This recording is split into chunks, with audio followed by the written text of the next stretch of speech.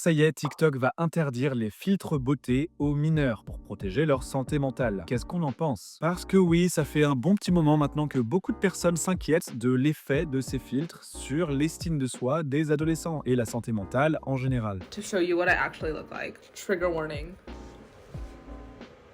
Parce que oui, les mineurs sont particulièrement bombardés de contenus retouchés et tentés de se comparer à des célébrités, bien entendu. Et le filtre à selfie, il faut avouer qu'il donne pas l'impression d'arranger beaucoup les choses. Parce que ce qu'il faut comprendre, c'est que si vous publiez du contenu sur les réseaux sociaux, c'est que vous voulez peut-être une attention sur vous, probablement positive. Mais est-ce que c'est vraiment du jugement des autres dont vous avez peur? Et ce serait pas le vôtre le plus dur. Le problème, c'est pas seulement qu'on se compare aux autres, le problème, c'est qu'on se compare beaucoup à nous-mêmes. Je suis tombé sur un article très intéressant qui parlait de ce sujet et dont la rédactrice, Kate Lindsay, disait: Avant, je décrivais la pression des réseaux sociaux comme une performance conçue pour plaire à une audience prête à me juger pour le moindre de mes défauts. Et puis, j'ai réalisé que j'étais cette audience. Combien de fois ai-je consulté mes propres pages Instagram, Twitter, Tumblr ou Facebook pour voir si je donnais bien l'image d'une femme drôle, occupée, intelligente ou qui correspondait à une autre identité que j'essayais à ce moment-là. C'est intéressant parce que si on recoupe avec les témoignages d'adolescents qui témoignent se trouver laids après l'utilisation de ces filtres, on se rend compte que ça révèle un profond problème d'image corporelle, sa propre image. Sans filtre, quand on prend en photo,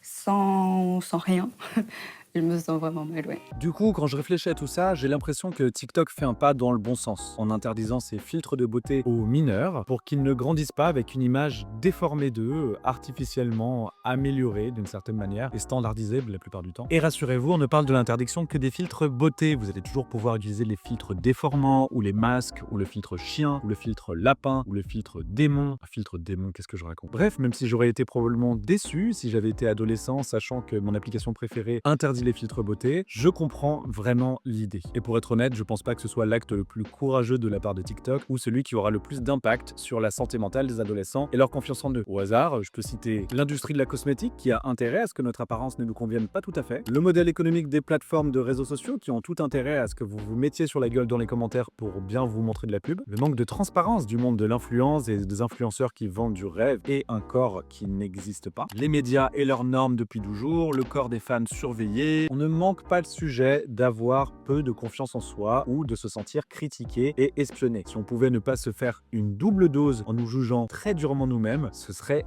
pas mal. Je dirais bien ça au Simon du passé. Du coup, bravo TikTok. Si t'es mineur, je suis sûr que tu trouveras un moyen de bypasser cette interdiction. Et si t'es parent, fais attention à tes enfants. Peut-être qu'ils vont moins bien que tu le penses. Le monde bouge à une vitesse folle. Si vous voulez pas rester sur la touche, abonnez-vous. On a trop de choses à se dire, j'ai trop de choses à vous raconter. Et toi là, oui toi là, prends soin de toi. Et enlève ces filtres. Tu es beau, d'accord?